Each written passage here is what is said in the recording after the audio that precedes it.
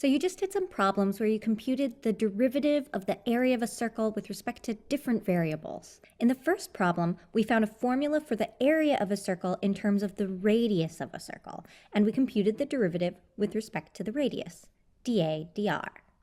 In the second problem, we were interested in how the area changed with respect to the circumference of the circle because we were building a hot tub. So we found a formula for the area in terms of c, the circumference, and the derivative we were looking at was dA dc.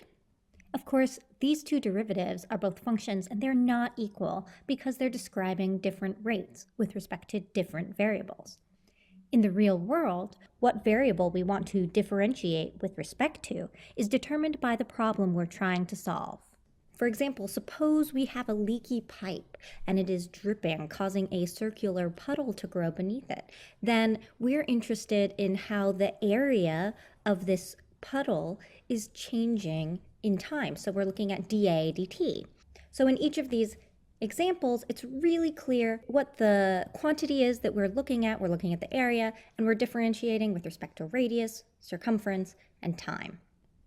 Now, if we want to look at these very same examples, but using prime notation, well, first we have to define three entirely new functions. We could say that a is equal to f of r, and then the derivative would be f prime of r. In this case, we'd have to define some function g of c that's equal to the area. Then the derivative we'd be looking at is g prime of c. In the last example, we could define a function h of t, and the derivative we're looking at is h prime of t.